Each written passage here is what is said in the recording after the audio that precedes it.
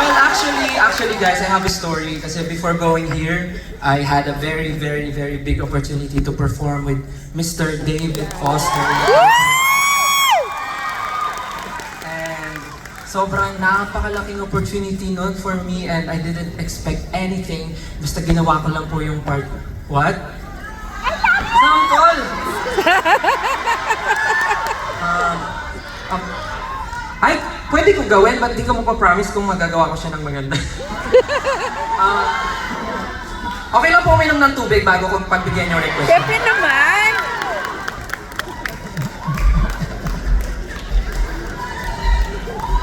So you want me to try it here? Okay, try po natin. Sige. Total request siya ng Pechanga eh. Pechanga, mahal na mahal ko kayo. Okay, let's do it.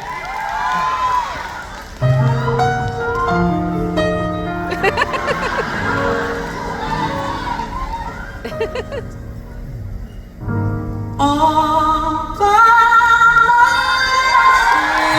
myself, don't wanna be all by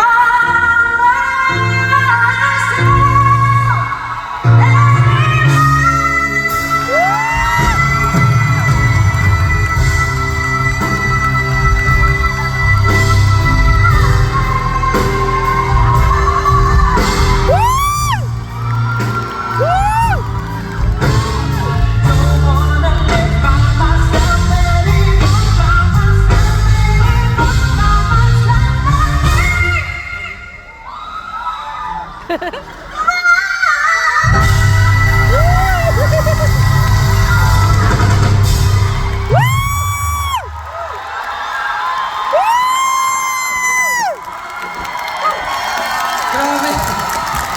Alam mo, every time na ginagawa ko yung kinakabahan ako, kaya maraming salamat everyone. Wow! Thank you!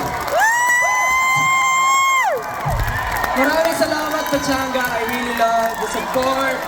Oh, thank you so much. Maraming salamat po. Grabe! Dahil dyan, nandito na si Kuya Oh my Eric. goodness, Dan! Oh, what a voice! You know what, guys? I'm so proud of this man. He's very humble despite his success. Yung success niya sa SB19. Sobrang galing, ano?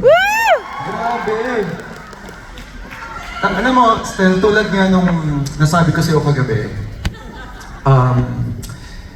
I know that you will go places even more as long as you stay humble, you stay grounded, and Yes. you continue to love all the people who love you, who truly love you.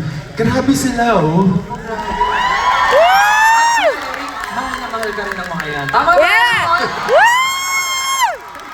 You know what, guys? By one, take one. 18 din po ako, alam yung spell yan. Kaya talagang isang napakalaking blessing for me na si Stel is a part of this tour, and sana ay marami pa tayong gagawing collaborations in the future. Yes. And Amen to that. amen to that. Amen. Know that I will always be rooting for you. Ah.